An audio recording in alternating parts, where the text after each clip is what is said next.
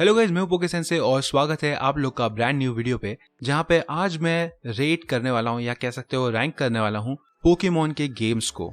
वैसे तो मैंने टाइटल में ऑल गेम्स लिखा है, but it is impossible for me to rank all the games because मैंने सारे गेम्स नहीं खेले हैं।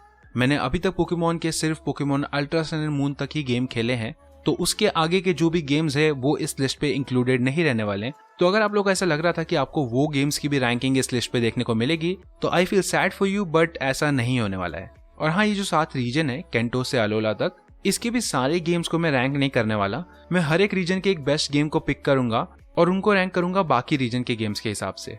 आई थिंक वो करने से ये लिस्ट थोड़ी इंटरेस्टिंग होगी और मुझे गाली पड़ने के चांसेस भी कम है। और हाँ, एक और चीज मैं पहले बता देता हूँ, डिस्क्लेमर, इस वीडियो में कोई भी रोम हैक इंक्लूडेड नहीं रहने वाले। अलोला रीजन तक जो भी पोकेमॉन के गेम्स आए हैं उन्हीं को इस वीडियो में मैं रैंक करने वाला हूँ। बट हाँ, इससे पहले कि मैं वीडियो स्टार्ट करूँ, अगर आप लोग ने अभी तक मेरे चैनल को सब्सक्राइब नहीं किया है तो कर दो, बिकॉज मैं ऐसे ही साल में एक बार वीडियो बनाते रहता हूँ।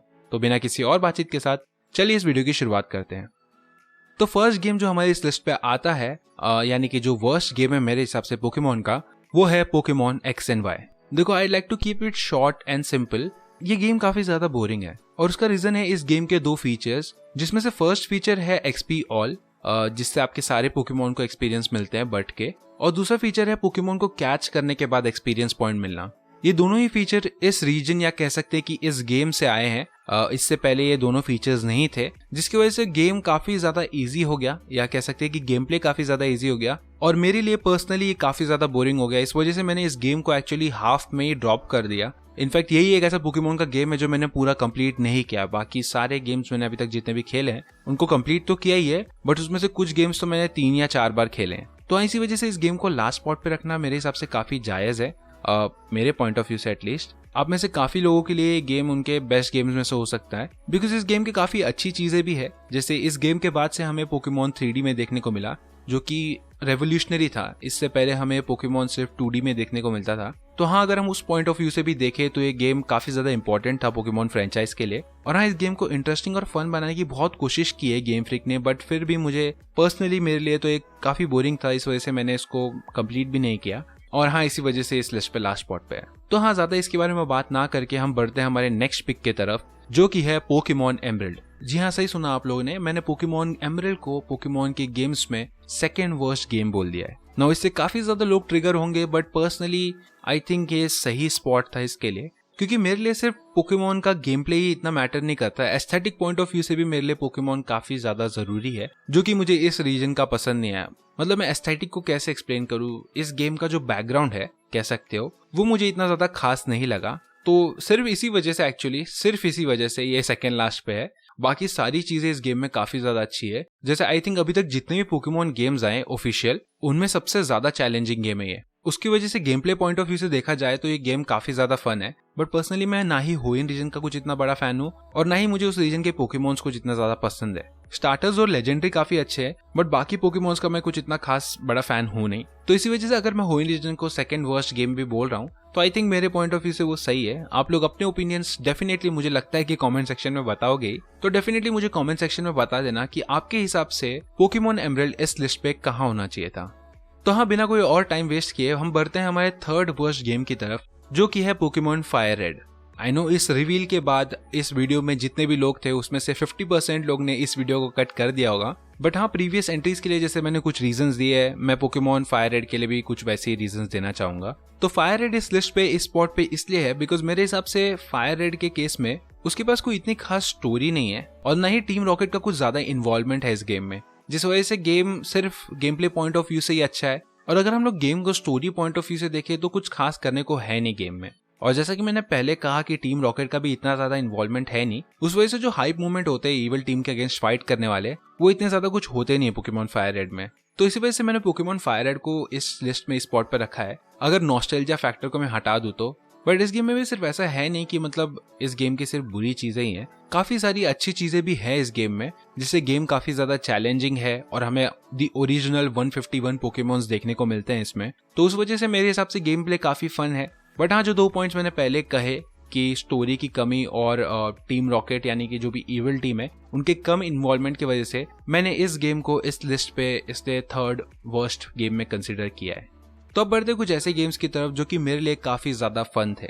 अब जो नेक्स्ट गेम हमारी लिस्ट पे आता है वो है Pokemon Ultra Sun and Ultra Moon. ना मैंने बहुत सारे लोगों को देखा है कि उनको अलोरा रीजन बिल्कुल पसंद नहीं आया और ना ही उनके गेम्स, बिकॉज इस गेम में काफी ज्यादा कट सीन्स है जो कि काफी ज्यादा अनोइंग है। मैं भी जब पोकेमॉन सन एंड मून खेल रहा था तो मुझे काफी ज्यादा इरिटेट हुआ कट सीन्स में। बट अगर हम लोग कट सीन्स को थोड़ा सा इग्नोर करें तो ये गेम एक्चुअली काफी ज्यादा मजेदार है और हमारा जो पोकेमॉन का गेम का स्टैंडर्ड था उससे कम्प्लीटली डिफरेंट वे में जाता है पोकेमॉन सन एंड मून। इस गेम में जिम लीडर का कोई कंसेप्ट है नहीं, जिस वजह से काफी फ्रेश और न्यू कंसेप्ट हमें देखने को मिला जो कि था कहूना वाला। कहूना बैटल्स काफी इंटरेस्टिंग थे और ऊपर से टोटम पोकेमॉन्स के अगेंस्ट बैटल करना और काफी सारे फन एक्टिविटी करने को थे गेम्स में, जिसकी वजह से गेम काफी ज्यादा एंटरटेनिंग था। बट मुझे गेम से बस एक ही दिक्कत थी, अगर सन एंड मून की बात करूं मैं तो वो सेम थी पोकेमॉन XY की तरह कि गेम काफी ज्यादा इजी था। लेकिन Pokemon Ultra Sun and Ultra Moon के केस में ऐसा नहीं था। Pokemon Ultra Sun and Ultra Moon काफी ज्यादा चैलेंजिंग, नहीं काफी ज्यादा तो नहीं कहूंगा बट एक ठीक ठाक अमाउंट में चैलेंजिंग गेम थे। पोकेमॉन सन एंड मून या XY जितने आसान तो नहीं थे एटलीस्ट, जिस वजह से मेरा game play point of view से भी मैं काफी सेटिस्फाइड था और एक काफी अच्छी और इंटरेस्टिंग हमें स्टोरी देखने को मिली इस गेम में। तो इसी वजह से मेरे हिसाब से इस गेम को इस लिस्ट पे इस स्पॉट पे रखना मेरे हिसाब से एक राइट चॉइस है। जैसा कि मैंने पहले कहा कि आप लोगों को क्या लगता है कि इस गेम को इस लिस्ट पे कौन से स्पॉट पे होना चाहिए था, मुझे कमेंट सेक्शन पे जरूर बताना। अब बढ़ते हैं हम लोग नेक्स्ट गेम की तरफ। अब यहाँ से जो भी पोकेमॉन के गेम्स हमें देखने को मिलेंगे वो ऑलमोस्ट क्लोज टू परफेक्शन है। अभी हम पोकेमॉन के कुछ बेस्ट गेम्स की तरफ बढ़ रहे हैं।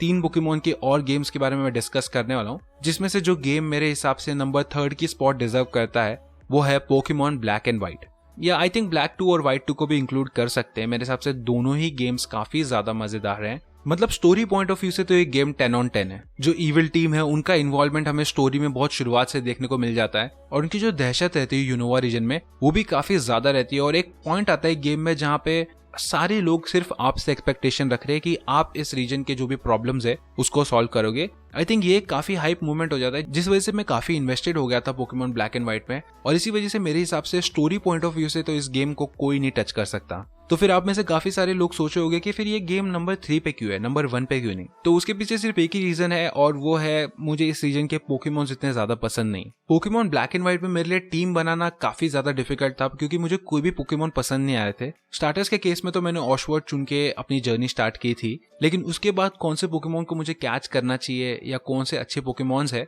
ये चूज करना मेरे लिए काफी ज्यादा डिफिकल्ट हो गया था, बिकॉज मेरे को कोई भी पोकेमॉन डिजाइन के पॉइंट ऑफ व्यू से इतने पसंद नहीं आ रहे थे। तो सिर्फ इस रीजन की वजह से मेरे हिसाब से पोकेमॉन ब्लैक एंड व्हाइट को इस लिस्ट पे मैं नंबर 3 पे रखूंगा। तो अब बढ़ते हैं हम लोग सेकंड बेस्ट गेम की तरफ, जो कि मेरे हिसाब से है Pokemon Heart Gold Soul Silver. Now मैं पोकेमॉन हार्ट गोल्ड और सोल सिल्वर को इस लिस्ट पे नंबर 2 पे इसलिए रख रहा हूँ बिकॉज ये मेरा फर्स्ट गेम था। इसी गेम के बाद मैंने पोकेमॉन की जर्नी स्टार्ट की, ऐसा कह सकते हो कि इसी गेम के बाद मैंने बाकी सारे पोकेमॉन्स के गेम खेलना चालू किया। तो मेरे लिए ये गेम हमेशा स्पेशल रहेगा और सिर्फ स्पेशल पॉइंट ऑफ व्यू से नहीं, आई थिंक ये गेम काफी ज्यादा अमेजिंग भी है। आई थिंक अभी तक यही एक ऐसा गेम है जिसमें हमें 2 रीजन्स खेलने मिलते हैं। इसमें पहले हम जोटो में खेलते हैं, जोटो के सारे जिम लीडर्स को हराते हैं, उसके बाद केंटो जाते हैं, केंटो के सारे जिम लीडर्स को हराते हैं, चैंपियन से बैटल करते हैं। और आई थिंक जो सबसे हाईएस्ट मूवमेंट होता है वो होता है जब हम रेड के अगेंस्ट बैटल करते हैं पोकेमॉन हार्ट गोल्ड में। मैंने पर्सनली हार्ट गोल्ड खेला है तो मैं उसके बारे में बात कर सकता हूँ। आई थिंक आप में से किसी ने सोल सिल्वर खेला होगा, तो फर्क तो कुछ ज्यादा है नहीं, बट फिर भी वो बैटल इतना अमेजिंग था। मतलब एक आइडिया है कि हम केंटो के चैंपियन के अगेंस्ट बैटल कर रहे हैं, या कह सकते हो कि दी अनबीटेबल पोकेमॉन ट्रेनर के अगेंस्ट बैटल कर रहे हैं। ये आइडिया इतना गूज़बम्प लाने वाला रहता है कि मतलब वो बैटल में भी उतना मजा आता है। और सिर्फ यही नहीं, काफी सारी चीजें हैं जो जोटो रीजन या कह सकते हो कि पोकेमॉन हार्ट गोल्ड और सोल सिल्वर में बहुत इंटरेस्टिंग है। इसी वजह से मेरे हिसाब से इसको नंबर 2 पे रखना डेफिनेटली जायज है। और जैसा कि मैंने पहले कहा, इसमें तो मेरा पर्सनल बायसनेस रह गई क्योंकि ये मेरा फर्स्ट गेम था। तो हाँ, इसी वजह से आई थिंक ये स्पॉट उसके लिए परफेक्ट है। अब हम बढ़ते हैं नंबर 1 की तरफ, जो कि मेरे हिसाब से पोकेमॉन का बेस्ट गेम है, वो है पोकेमॉन प्लैटिनम।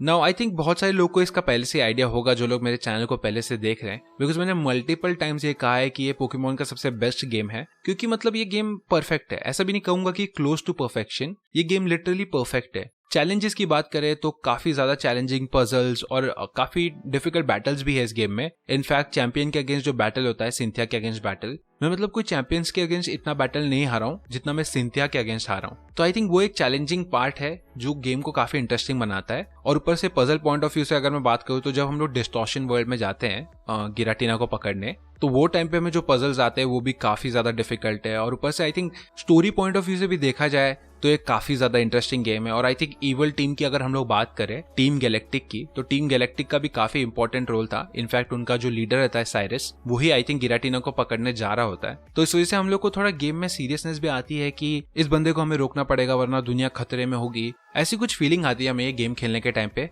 जिस वजह से जो हाइप होता है और जो गेम होता है वो काफी ज्यादा एंटरटेनिंग और फन हो जाता है। इसी वजह से मेरे हिसाब से इस गेम के लिए नंबर 1 स्पॉट बेस्ट सूटेड है। फर्स्ट स्पॉट की जगह मैं इसको कहीं नहीं रख सकता। तो हाँ, इसी के साथ हमारी लिस्ट कंप्लीट होती है। ऐसे तो वैसे काफी सारी चीजें हैं हर एक गेम के बारे में बोलने के लिए, बट मैं चाहता था कि मैं इस वीडियो को ज्यादा लंबा ना बनाऊं। अगर मैं हर एक पॉइंट के बारे में डिस्कस करने बैठा तो वीडियो बहुत ही ज्यादा बड़ी हो जाती। आई थिंक अभी भी काफी ज्यादा बड़ी तो हो ही गई है। बट हाँ, that's it for the video guys. I hope कि आप लोग को आज का ये वीडियो पसंद आया होगा। अगर आप लोग को आज का ये वीडियो पसंद आया तो इस वीडियो को लाइक कर देना और मेरे चैनल को सब्सक्राइब कर देना। मैं आता रहूंगा ऐसी नए पोकेमॉन कंटेंट्स के साथ। तो तब तक के लिए गुड बाय।